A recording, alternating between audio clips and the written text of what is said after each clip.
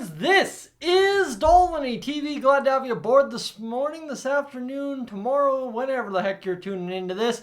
Connor McDavid's an NHL All-Star. Color me shocked. I think even the Edmonton Oilers Twitter account taking a shot at the fact that Connor McDavid has been selected as one of 32 first-named NHL All-Stars for the first round of All-Star voting. Obviously, there's 12 more All-Stars to be named.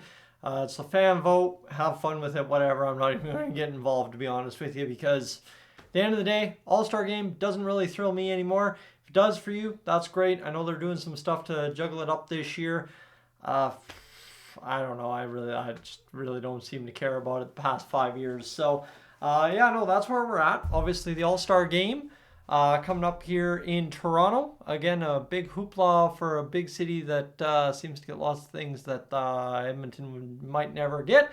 Of course, what NHL player would ever want to come to Edmonton when you could go to somewhere like Miami or somewhere like Los Angeles for the All-Star game? I get it, right? Okay, either way, let's get to the news here. My indifferences of the All-Star game aside, here's the Western Conference All-Stars: Bedard, Bjorkstrand, Eichel, Forsberg, Hellebuck, Hurdle, Hughes, Kaprizov.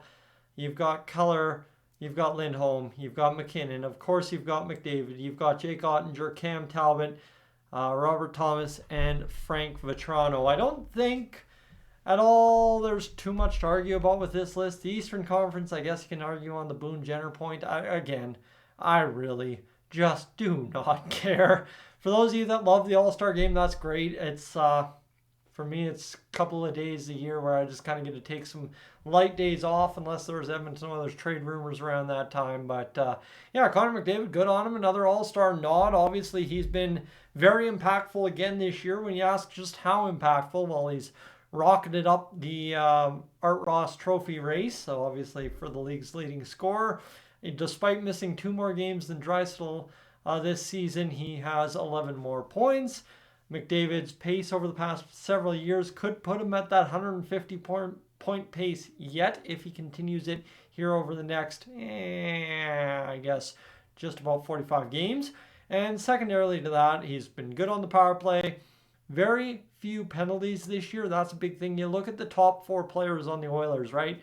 McDavid gets a lot of ice time, so does Draisaitl, and then you kind of follow it up there with Hyman, you follow it up there with Nuge, and they're playing about 19, 20 minutes a night each, and McDavid's least in penalty minutes amongst them in terms of 6 minutes. Not that that's consideration amongst, for obviously the consideration when it comes to All-Star voting, but it just goes to show kind of how in tune his game has been since the revival there midway through our schedule this season.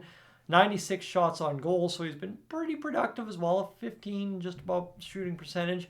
And the big thing is, I think historically his ice time has been a little more elevated towards that 22 minutes a night, so 40 seconds less a night, and he seems to be doing a little bit more with it, so that's good for us. Hopefully it continues for McDavid, and the bigger thing is, I really don't care how many goals, assists, points he gets in the All-Star game.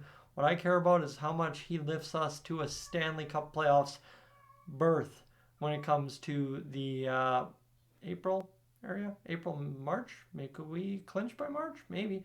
But friends, I'm Tyson, this is Dolynny TV. Like I said, I really don't got much on this. I really don't care one way or another. It's great for, obviously, Connor McDavid. It's great for the Edmonton Oilers to have an All-Star, but every team gets an All-Star. So, end of the day, have fun with the fan vote.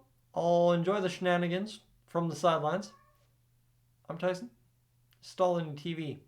I'm up on out of here.